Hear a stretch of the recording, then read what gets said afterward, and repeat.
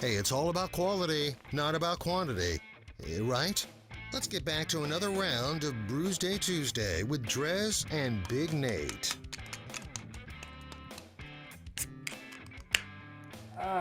I got it too, man. I got it again. A couple little spatters in the face, but that's just fine. Brewsday Tuesday brought to you by the Cellar Restaurant, six-pack store, downtown Blacksburg. I just realized that I didn't look at this label and make sure I knew how to pronounce this before we went on air. What else is new?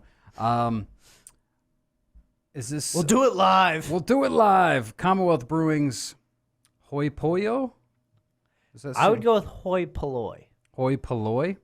Hoi Polloi. Okay, I think you're right. There's with the two L's.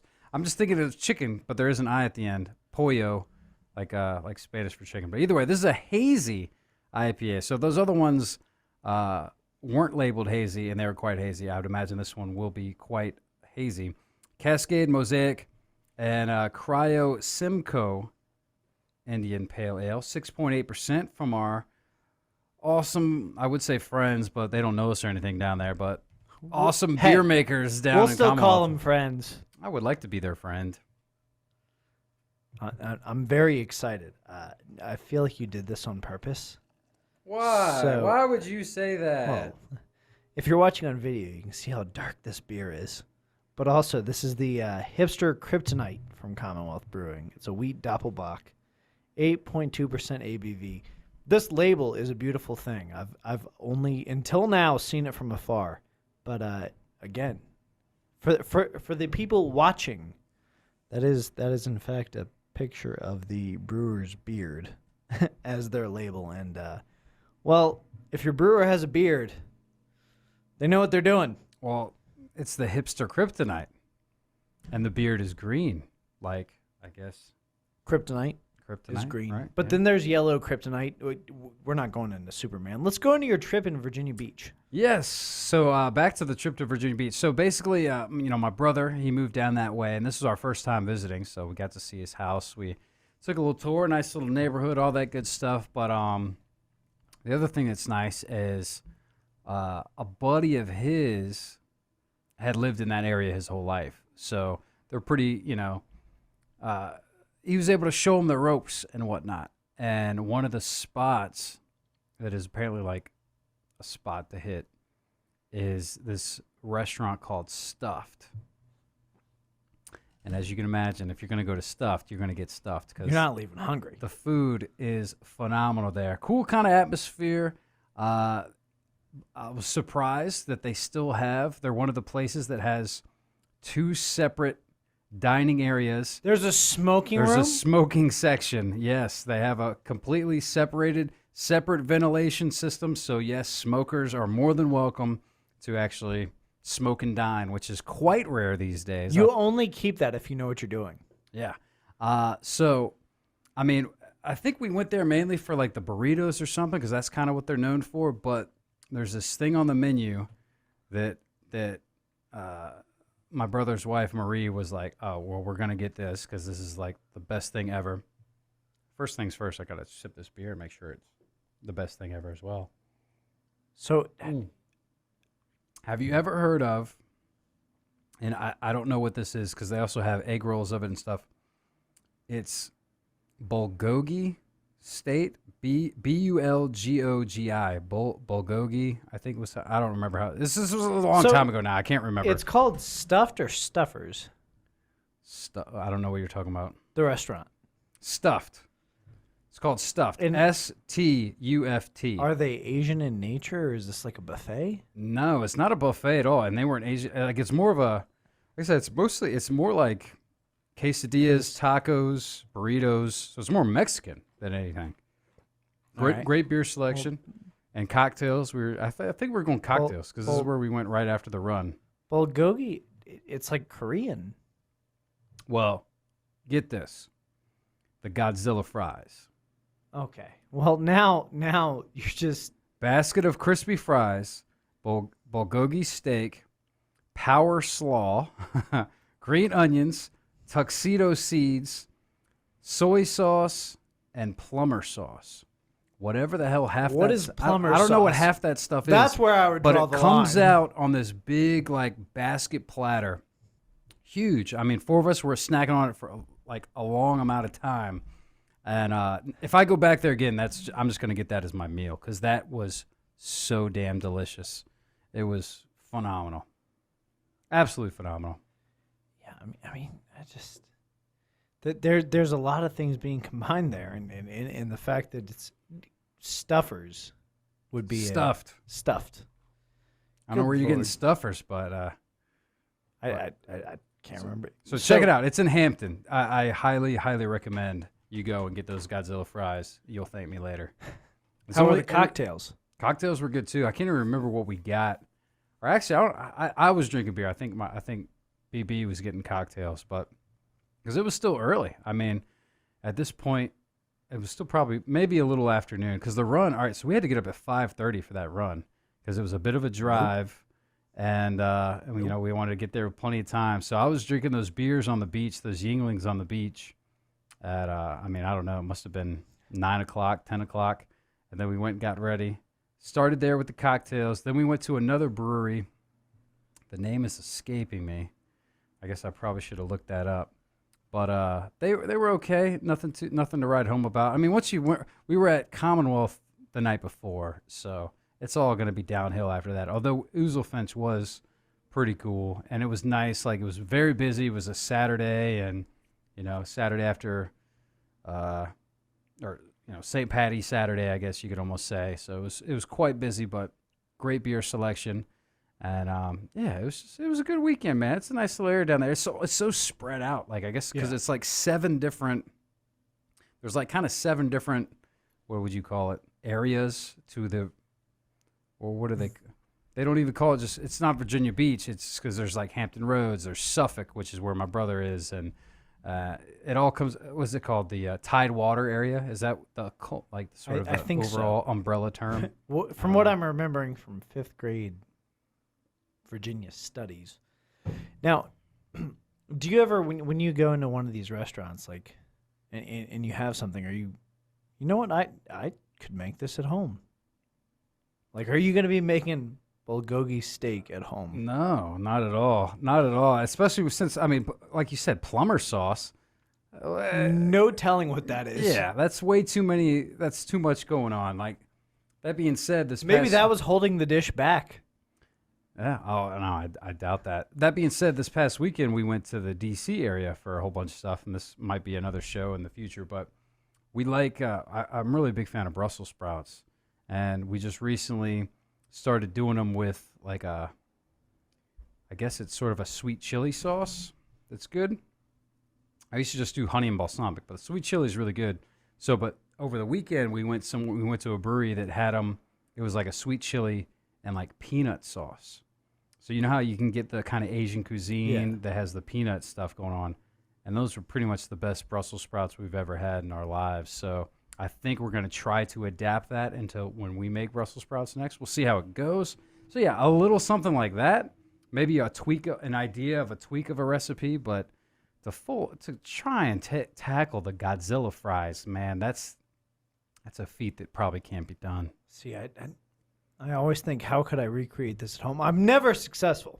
Mm-mm. Like, full disclosure, never ever successful. How do you cook your Brussels sprouts?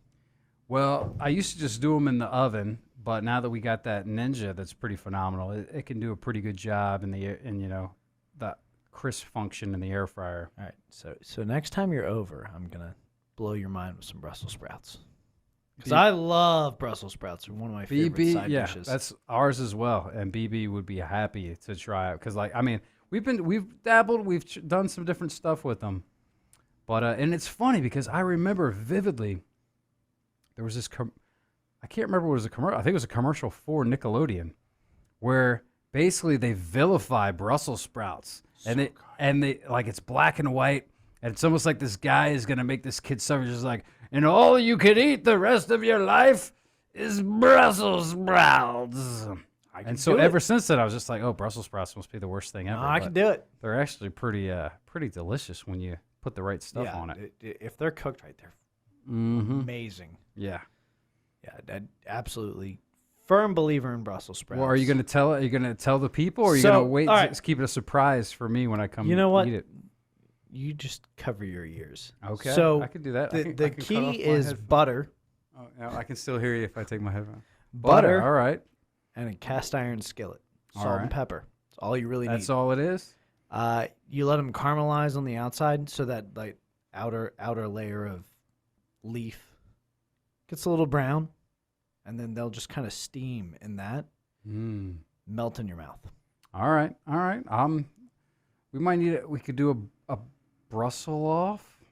And then Sprout off. I will say, I'm definitely guilty of this. I love a little like acidity, so I throw a little balsamic glaze on top after the fact. There we go. See, yeah. So good. Like I said, honey balsamic is how I did it for years. So But man, the sweet chili, that's what we've been doing lately, and it's been pretty damn phenomenal. And now we're gonna try add the little peanut aspect and see how that goes. It was good. I wonder how it would be in a stir fry.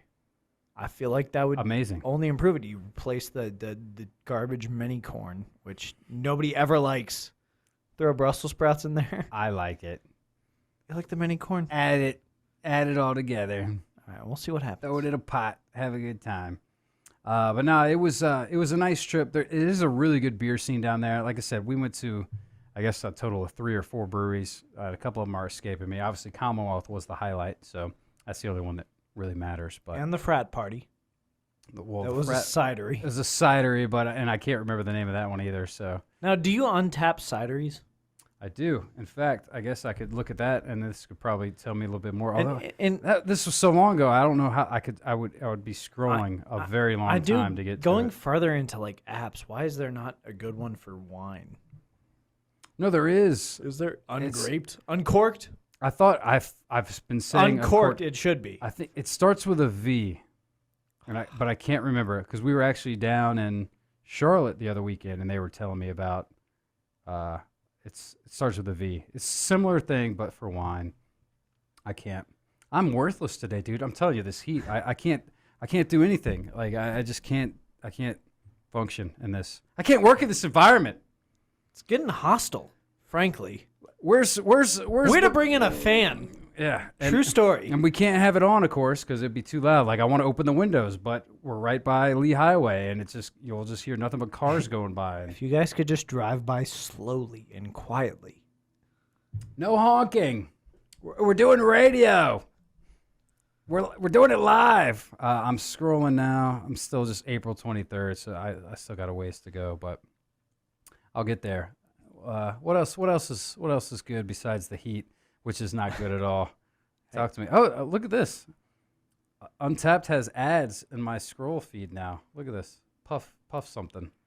Now that I'm Improve your app, and then I'll deal with your ads. Oh my gosh. Yeah, I got a few beefs with Untapped. Honestly, there's could be our little tirade for a little bit.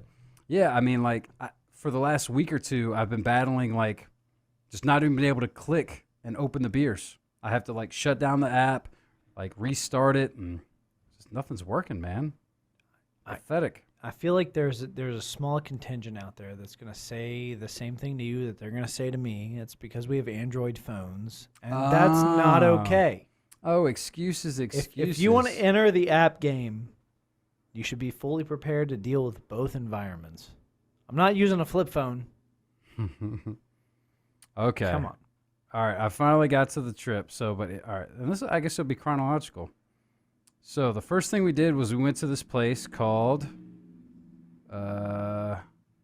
DreZ to watch the Tech. This is when Tech was quickly knocked out of the NCAA tournament, and we expected that. Then we did the run, and I was drinking Yingling Flight, which is I think it's some kind of a very it's very low calorie. Yeah, like 90 calorie beer or something. Yingling light.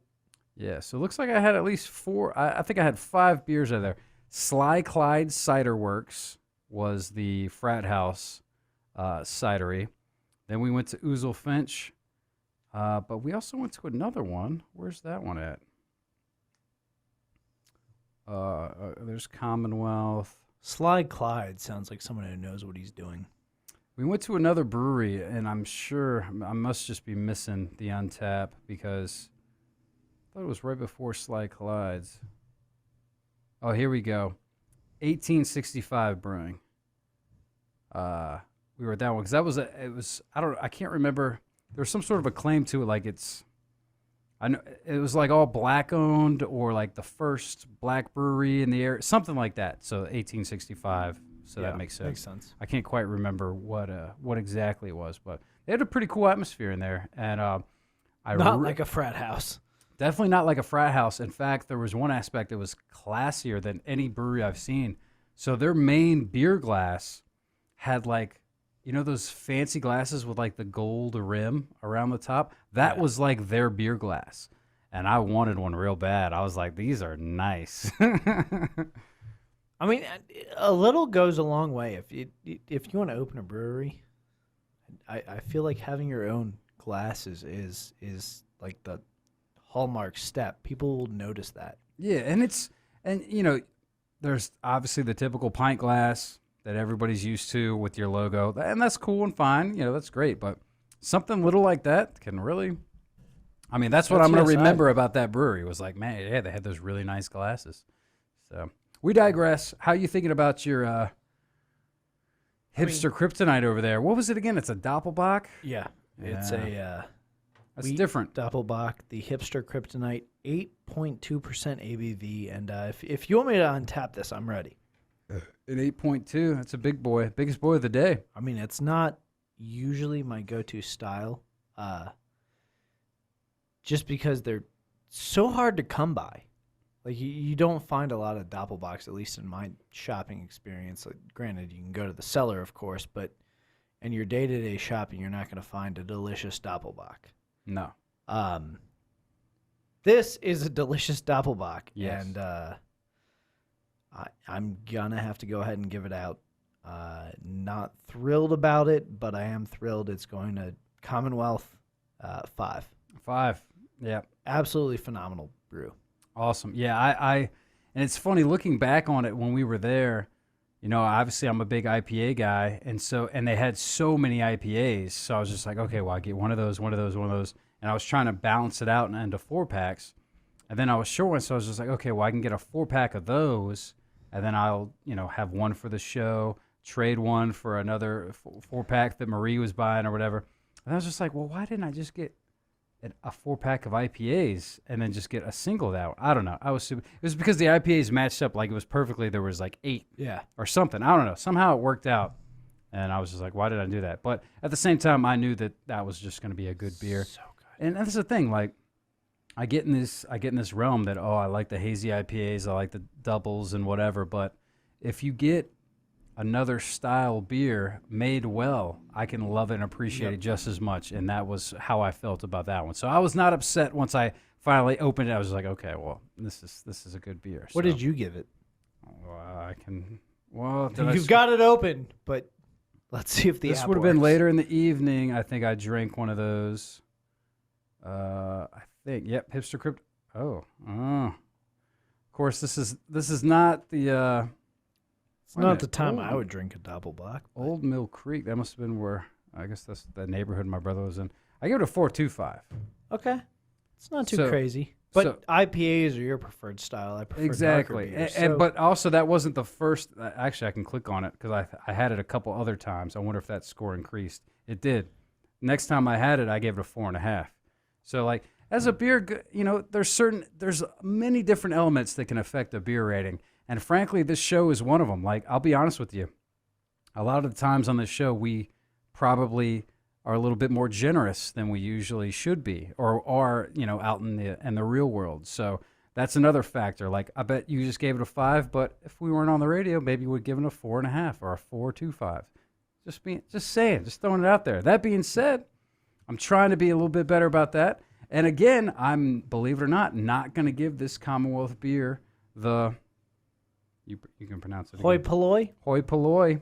I'm not going to give it a 5 either. Like, I love Commonwealth. I love most of their beers. And I'm not saying I don't love this beer, but it's not 5 worthy. It's still right up there, though. I mean, I doubt I've given any Commonwealth beer less than a 4, but I'd say this one is a pretty standard 4.5 from them. Like I'd say that's their average, 4.5, just all around delicious. Still beers. incredibly solid, yeah. Yeah, absolutely, and that's a truth store. That's not just me throwing a 5 just because I love Commonwealth, which I really do.